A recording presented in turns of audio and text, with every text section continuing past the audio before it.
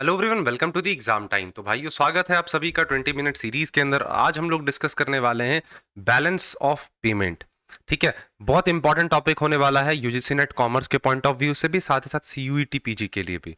ये हमारे यूनिट से निकल कर आता है, बिजनेस एनवायरनमेंट और इंटरनेशनल यूनिट से। और बहुत ही छोटा सा टॉपिक है लेकिन इंटरेस्टिंग भी है, एग्जाम में कभी कभार क्वेश्चंस भी देखने को हमें मिल जाते हैं।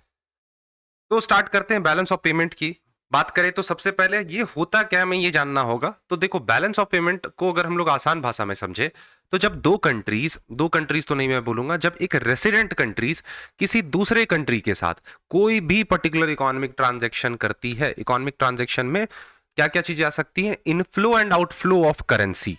ठीक है, अब चाहे आप सामान मंगा रहे हो या सामान भेज रहे हो तो वहां पे ट्रांजैक्शन भी होता है। उसी ट्रांजैक्शन को हम लोग नाम देते हैं इकोनॉमिक ट्रांजैक्शन। तो जब एक resident country rest of world के साथ कोई भी इकोनॉमिक ट्रांजैक्शन करेगी, उसी के सिस्टमैटिक रिकॉर्ड को हम लोग नाम देते हैं balance of payment.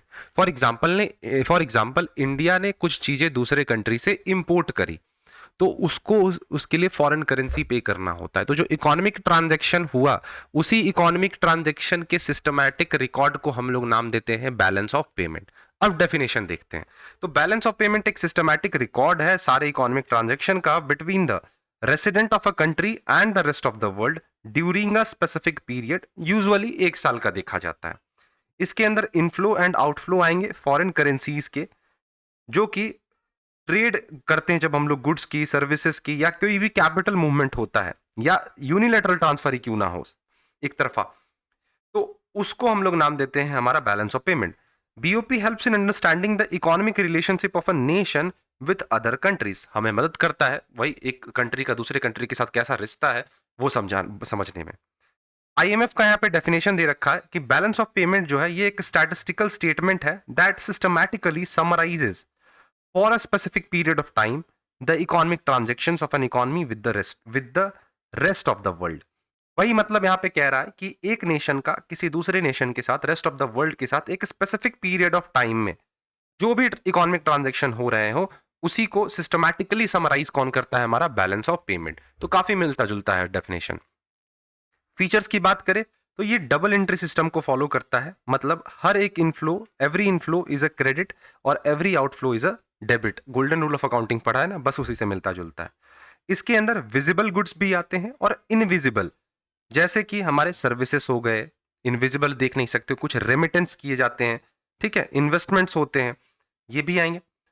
An important tool for macro economic management and policy making. तो ये कुछ की फीचर्स हैं जो कि हमें याद रखने हैं।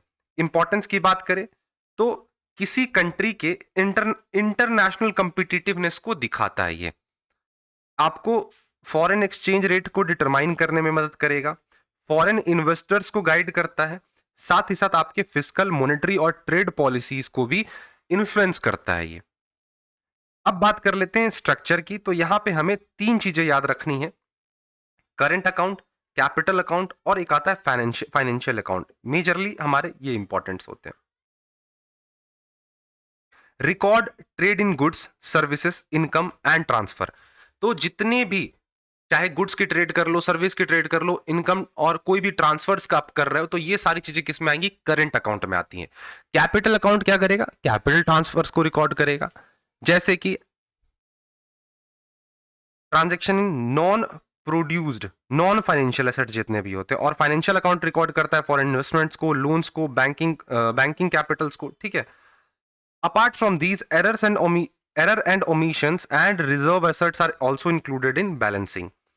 प्रिंसिपल्स तो ये तुम्हें बताने की जरूरत नहीं है, तुम खुद जानते हो कि क्रेडिट एंट्री क्या होता है और डेबिट एंट्री क्या होता है। क्रेडिट में क्या होता है? फॉरेन करेंसीज का इनफ्लो होता है, तुमने कोई एक्सपोर्ट करे, एफडीआई का इनफ्लो आया, ठीक है। आउटफ्लो कब होता है? हमारा फॉरेन करेंसी बाहर कब जाता है? जब हम कुछ इंपोर्ट करेंगे तो बाहर वाली नेशन को, दूसरे नेशन को हमें पे करना होता है। आप लोन की रीपेमेंट कर रहे हो या किसी और नेशन में एफडीआई आउटफ्लो करवा रहे हो, तो ये इससे आपके कंट्री से एक करेंसी बाहर जा रही है दूसरे कंट्री में। तो ये इनफ्लो और आउटफ्लो तुम समझ रहे हो, क्रेडिट एंट्री और डेबिट एंट्री बस वही चीज है। मेन कंपोनेंट्स को हम लोग समझते हुए चलते हैं थोड़ा ब्रॉड तरीके से। करंट अकाउंट की अगर हम लोग बात करें, इसके अंदर आपके गुड्स के सारे जो भी जितने फ्लो होंगे, सर्विसेज आएंगे जाएंगे, इनकम और यूनिलेटरल ट्रांसफर, ये चीजें आती हैं। एक एक करके हम लोग यहाँ पे समझते हैं। मर्चेंडाइज ट्रेड, मर्चेंडाइज ट्रेड को हम लोग बोलते हैं बैलेंस ऑफ ट्रेड, बीओडी। जब आप क्या कर रहे होगे, गुड्स एक्सपोर्ट कर रहे होगे, गुड आपने एक्सपोर्ट किया, फॉरेन करेंसी आपके कंट्री में आई, ठीक है, यहां से कुछ चीजें हमने दूसरे नेशन को बेची, वहां से फॉरेन करेंसी आए, ये हो जाएगा क्रेडिट। इंपोर्ट ऑफ गुड्स की बात करें तो यहां पे क्या होगा, डेबिट, मतलब गुड्स दूसरे कंट्री से मंगाया तो हमारी कंट्री से करेंसी बाहर गई, तो ये होगा डेबिट। बैलेंस ऑफ ट्रेड क्या होता है, एक्सपोर्ट माइनस इंपोर्ट, ठीक है। एग्जाम्पल दे रखा है यहाँ पे, India exports petroleum product, James and IT hardware, but import क्या क्या करते हैं, क्रूड ऑयल, गोल्ड और इलेक्ट्रॉनिक्स। अब बात कर लेते हैं सर्विसेज की। तो सर्विसेज को हम लोग इनविजिबल ट्रेड बोलते हैं।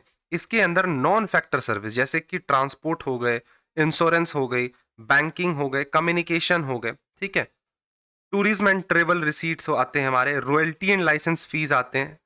एग्जाम्पल दे रखा है इंडिया का आईटी सर्विस, जैसे इन्फोसिस हो गए, टीसीएस हो गए, विप्रो हो गए, ये काफी ज्यादा हमें फॉरेन करेंसी को इन्फ्लो करवाते हैं हमारे कंट्री के अंदर, क्योंकि इनके यूनिट जो है दूसरे नेशन में सेटअप किए गए हैं। इसके बाद आता है हमारा income, compensation of employ working abroad, इसी को हम लोग रेमिटेंस बोलते हैं, ठीक है। इन्वेस्टमेंट इनकम्स, इन्वेस्टमेंट इनकम क्या क्या आ जाएंगे, प्रॉफिट आया जो आपने इन्वेस्टमेंट करा होगा, डिविडेंड्स मिले, आपने फॉरेन एसेट पे इंटरेस्ट कमाया, तो ये भी इनफ्लो है। एग्जाम्पल दे रखा है एनआरआई रेमिटेंस जो होता है to India from the Gulf countries, ठीक है, तो ये सारे इनकम्स हैं। करंट ट्रांसफर में क्या आएंगे, वन साइडेड ट्रांसफर बिना किसी एक्सचेंज के, किसके, गुड्स एंड सर्विसेज के।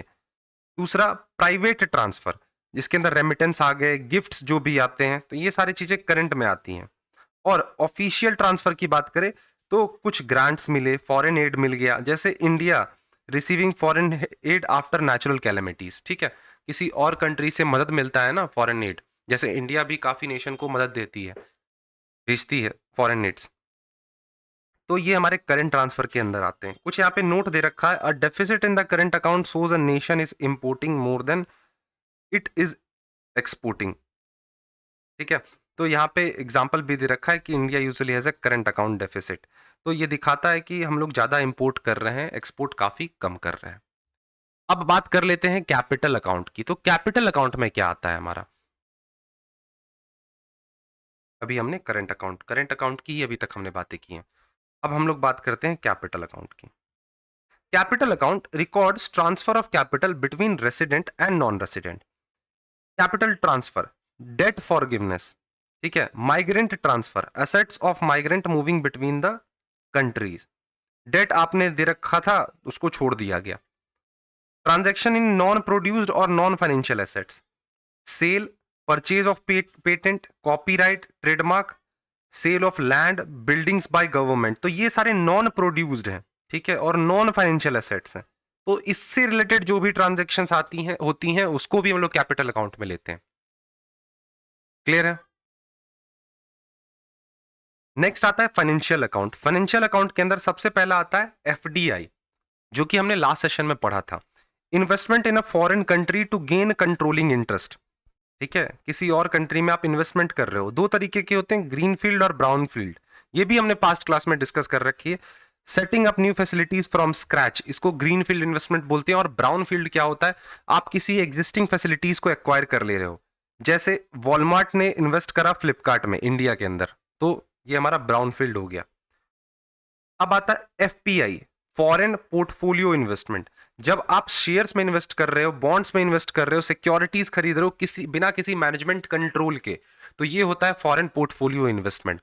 काफी ज्यादा वॉलेटाइल होता है, फ्लक्चुएशंस काफी देखने को इसके अंदर आपको मिल जाएंगे, जैसे कि फॉरेन इंस्टीट्यूशनल इन्वेस्टर्स एफआईआई, ये क्या करती हैं, इंडिया के स्टॉक मार्केट में इन्वेस्ट करती हैं, तो ये हमारा पोर्टफोलियो, ये भी कैपिटल फाइनेंशियल अकाउंट के अंदर आता है हमारा। लोन्स एंड बोरोविंग्स हो गए, ठीक है, एक्सटर्नल कमर्शियल बोरोविंग्स जितने भी होते हैं, दूसरे कंट्री से ले रही है, आईएमएफ हमें लोन देती है या वर्ल्ड बैंक लोन किसी कंट्री को दे रही है, तो ये सारी चीजें इसमें आ जाएंगी। Banking capital and other capital, NRI deposit in Indian banks, और ट्रेड क्रेडिट्स जो भी होते हैं शॉर्ट टर्म बोरिंग्स के, तो ये सारी चीजें उतना इंपॉर्टेंट नहीं है। Reserve assets, foreign exchange reserve with RBI, समझ गए, कोई दिक्कत नहीं है। Special drawing right with IMF, पढ़ेंगे हम लोग इसको, इंटरनेशनल अभी आएगा हमारा एक और सेशन मैं लूंगा जब इस पे, अभी इसके बाद इकोनॉमिक इंटीग्रेशन मिलेगा तुम्हें, और इसके बाद एक और तुम्हें ये 20 मिनट सीरीज में मिल जाएगी वीडियो इंटरनेशनल इंस्टीट्यूशन का, उसके अंदर हम लोग इसको डिस्कस कर लेंगे। और इसके बाद हमारा ये जो बिजनेस इन्वायरमेंट है ये कंप्लीटली खत्म हो जाएगा, फिर हम लोग नेक्स्ट यूनिट पे जाएंगे, जंप करेंगे, जहां पे इसी सीक्वेंस में जैसे हमने इन्वायरमेंट का डिस्कस करा वैसे ही सारे टॉपिक्स दूसरे यूनिट के डिस्कस करेंगे, ठीक है। अब देखो एक चीज मैं तुम्हें क्लियर कर दूं, ये जो फाइनेंशियल अकाउंट है ना, किसी किसी बुक में या किसी कोई कोई टीचर्स भी कैपिटल अकाउंट के अंदर ही बताते हैं, तो कोई दिक्कत नहीं है, गलत नहीं है, तुम चाहो तो अलग से भी पढ़ सकते हो, ऐसे फाइनेंशियल अकाउंट तुम्हें ज्यादा देखने को नहीं मिलेगा, इसकी जो चीजें कैपिटल अकाउंट के अंदर भी देखने को मिलती है, ठीक है, ये सारी जो चीजें हैं। चलो अब बात करते हैं एरर एंड ओमिशन की। Error and omission, balance of payment data is huge and complex, तो मिस रिपोर्टिंग हो जाता है और टाइम लैग भी कभी कभी देखने को हमें मिलता है। Error and omission act as an adjustment entry to ensure that overall BUP balances, जैसे अकाउंटिंग में हम लोग करते हैं कुछ उसी प्रकार से यहाँ पे भी चीजें होती हैं, कभी कभार गलती हो जाती है क्योंकि काफी ज्यादा डेटा यहाँ पे होते हैं जो कि बहुत कम्प्लेक्स होते हैं, ठीक है। चलो अब बात कर लेते हैं disequilibrium in balance of payment, जब इनफ्लो आउटफ्लो के बराबर ना हो तो हमारा हो जाता है बैलेंस ऑफ पेमेंट डिसइक्विलिब्रियम। इसके कुछ टाइप्स हैं, जैसे कि सबसे पहला ट्रेड डिसइक्विलिब्रियम, जहां पे आपका एक्सपोर्ट तो कम हो इंपोर्ट ज्यादा हो। कैपिटल अकाउंट डिसइक्विलिब्रियम, जहां पे आपके पास कैपिटल कम आ रहे हो लेकिन आपका कैपिटल बाहर बहुत ज्यादा जा रहा हो। Exchange rate disequilibrium, wrong exchange rate आपने पॉलिसी बना रखी है जिसके कारण से इम्बैलेंसेस देखने को मिले। और चौथा आता है overall BOP crisis, severe shortage in foreign exchange reserve, आपके पास फॉरेन एक्सचेंज बहुत कम मात्रा में अवेलेबल है, ठीक है। अब एग्जाम्पल भी दे रखा है, इंडिया ने काफ़ी ज़्यादा बीओपी क्राइसिस फेस करा था in the year 1991 when foreign reserve fell to less than 3 weeks of import, तो काफ़ी ज़्यादा कम हो गया था 1991 के समय में। ये सारे कुछ पॉइंट्स हैं। अब मेजर्स दे रखे हैं कि कैसे आप बैलेंस ऑफ पेमेंट डिसइक्विलिब्रियम को सही कर सकते हो, तो पढ़ लेते हैं इसे भी। चलो 4 मेजर्स आपको ध्यान में रखने चलने हैं, वैसे तो 2 ही मेजर इंपॉर्टेंट होते हैं, मॉनेटरी मेजर और फिस्कल मेजर। आपको एक्सचेंज रेट डिप्रिसिएशन पे ध्यान देना या डिवैल्यूएशन कह लो, आपको अपने मॉनेटरी टाइटनिंग करनी होगी सो दैट आप कम से कम इंपोर्ट करो, आपका करेंसी आपके पास रहे। दूसरा है फिस्कल मेजर्स, आपको कुछ लेने होंगे, सब्सिडीज जो भी एक्सपोर्ट कर रहे होंगे उसको सब्सिडीज दे के प्रमोट करना होगा, टैक्स में छूट देनी होगी, ठीक है, इंपोर्ट ड्यूटीज लगाने होंगे, टैरिफ्स लगाने होंगे सो दैट आप ज्यादा एक्सपोर्ट करो और कम इंपोर्ट करो, आपकी करेंसी आप ही के पास रहे। अब कुछ और भी पॉलिसी मेजर्स हैं, लाइक ट्रेड पॉलिसी मेजर्स आप अपना सकते हो, जैसे एक्सपोर्ट प्रमोशन, जैसे मेक इन इंडिया की बात होती है हमेशा, हम लोग कोशिश करते हैं सारी चीजें यहीं की हो। फिर उसके बाद इंपोर्ट सब्सटीट्यूशन आप इस्तेमाल कर सकते हो, मतलब जो भी आप चीजें इंपोर्ट कर रहे हो उसको कोशिश करो कि आप यहीं पे प्रोड्यूस करो, या जो डोमेस्टिक मैन्युफैक्चरर है उसका इस्तेमाल करो, जैसे डोमेस्टिक प्रोडक्शन ऑफ इलेक्ट्रॉनिक्स, जैसे हम लोग इलेक्ट्रॉनिक्स आइटम्स बहुत इंपोर्ट करते हैं। और चौथा है हमारा आईएमएफ से आप असिस्टेंस ले सकते हो, countries borrow from IMF during the BOP crisis, India ने भी उस टाइम पे आईएमएफ की मदद ली थी, क्लियर है। चलो